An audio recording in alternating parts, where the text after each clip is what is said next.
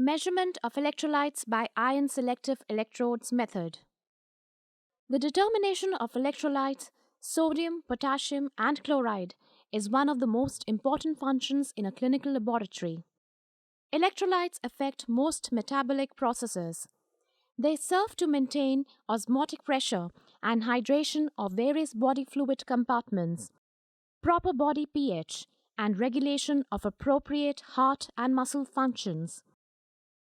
Ion selective electrodes are used in clinical chemistry to measure concentration of ions like sodium, potassium, chloride, and calcium in blood, serum, plasma, cerebrospinal fluid, and urine. Principle: an ion selective electrode, also known as a specific ion electrode, is a transducer or sensor that converts the activity of a specific ion dissolved in a solution into an electric potential.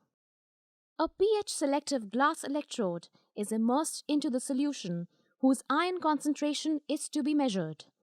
When the ion-selective electrode is immersed into the solution, a potential difference develops between the inner and outer layers of the membrane of the electrode, which is related to the ionic concentrations of the solution.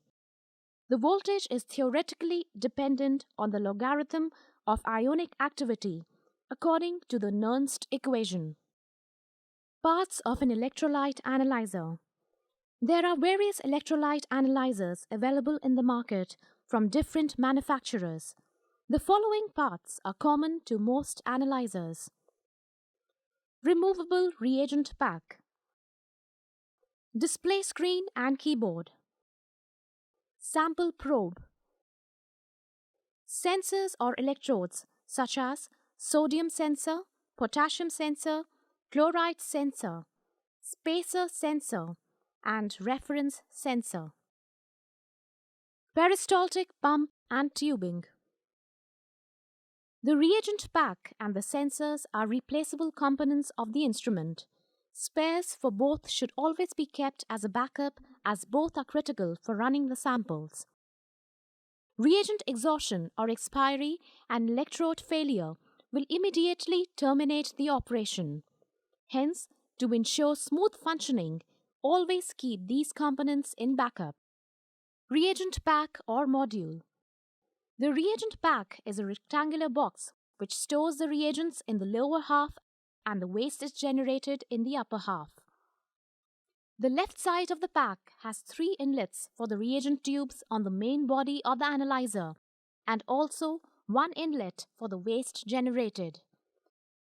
2 types of reagent packs are commonly available.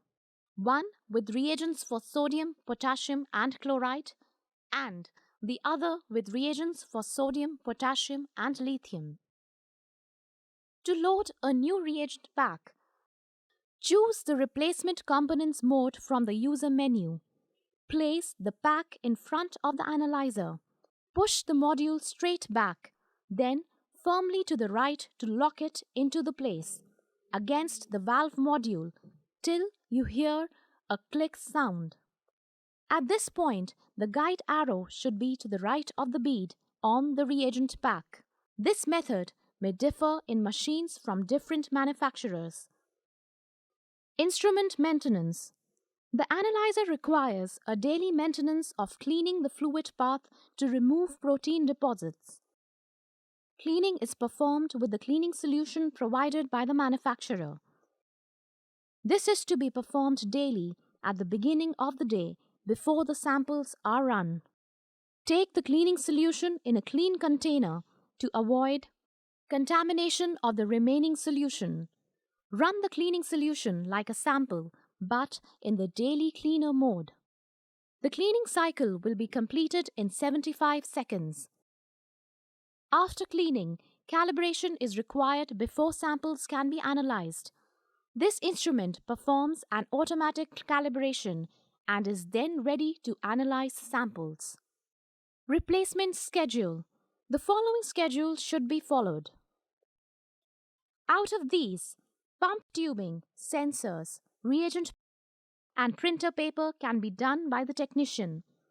The rest should only be performed by the service person or engineer.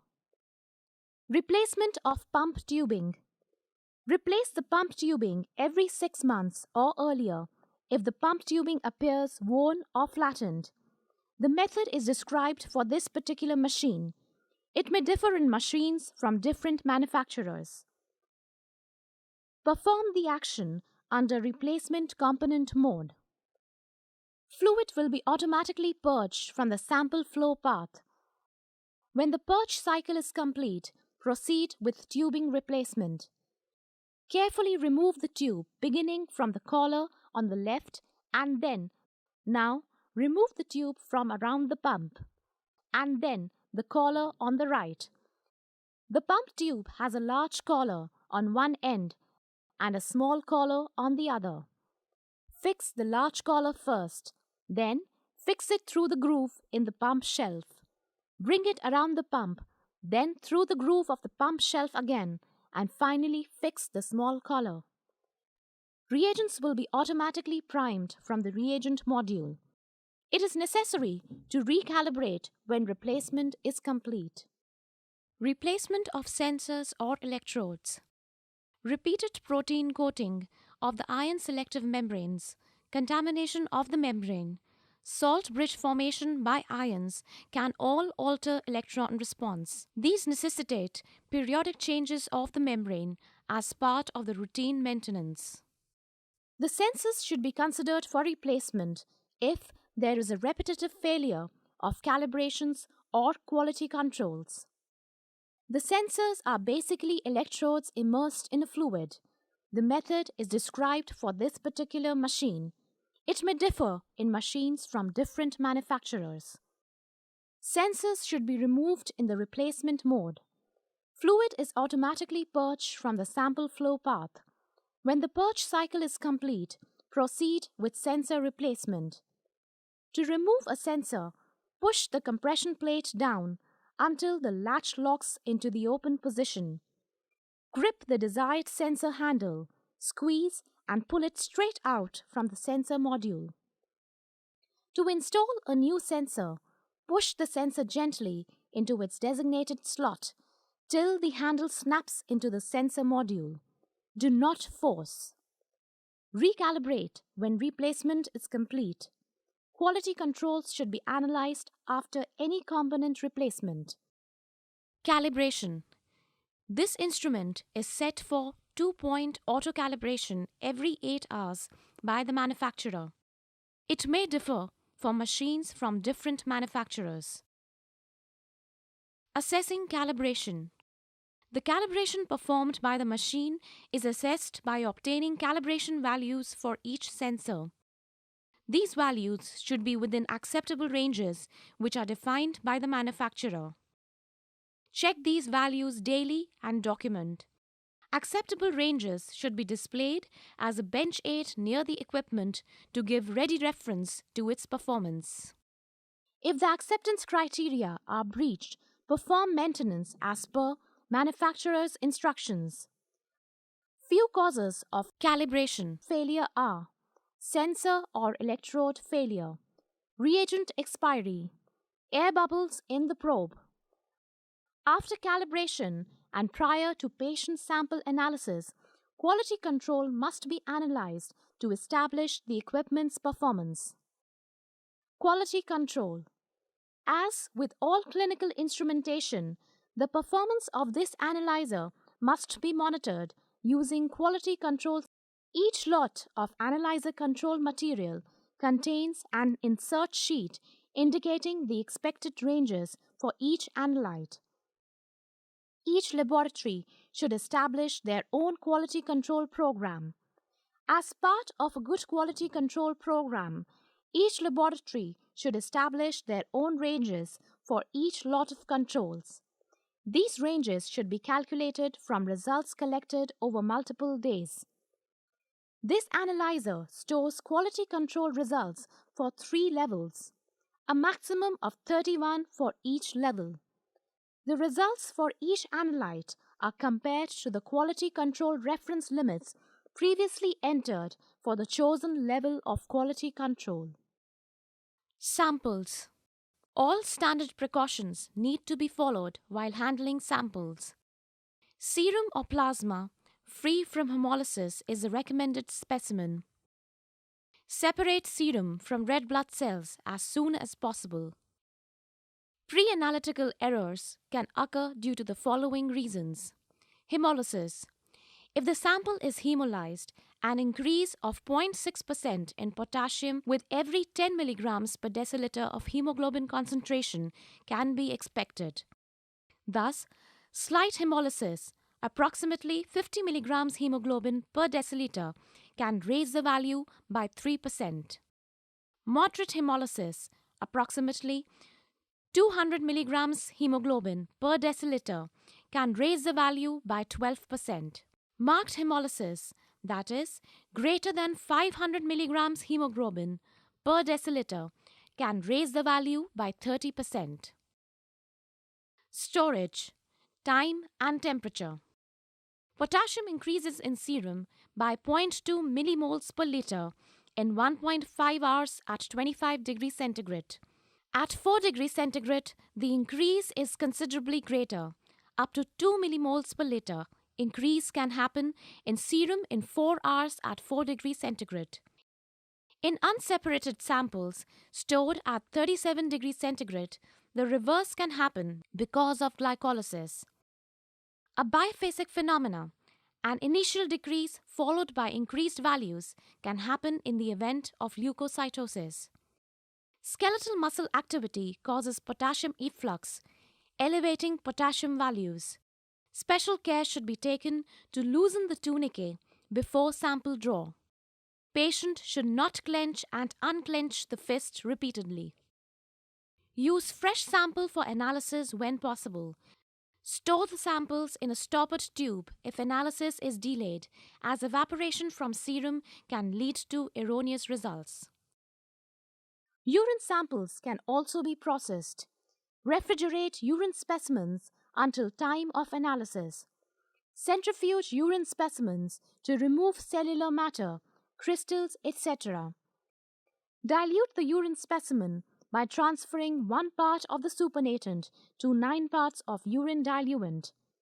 Urine must be diluted. Do not attempt to analyze undiluted urine samples. Errors in dilution will cause inaccurate analysis results. Expected values.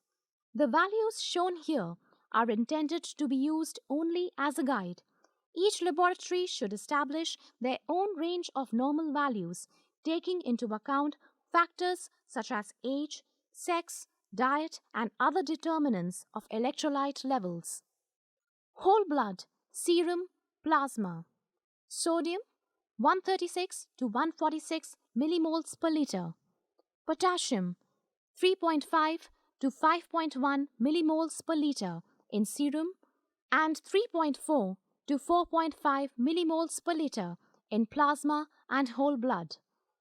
Chloride 98 to 106 millimoles per liter. Urine. Sodium 40 to 220 millimoles per liter. Potassium 25 to 125 millimoles per liter.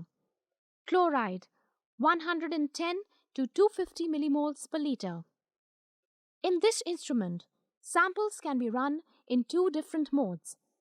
Sample container mode is to analyze samples from collection tubes, sample cups, or syringes.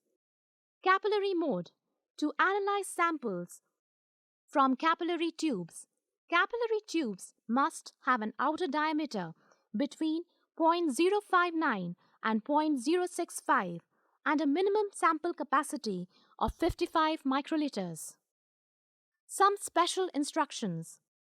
Samples containing particulate matter should be centrifuged and the material removed before analysis. Grossly lipemic specimens should be cleared by ultracentrifugation. Pseudohyponatremia may be seen with lipemic specimens as a result of fluid displacement. Separate serum immediately after centrifugation. Potassium from the red cells will diffuse into the serum, giving falsely elevated results. Hemolysis shows no significant interference to sodium or chloride. Turbid urine samples should be cleared by centrifugation.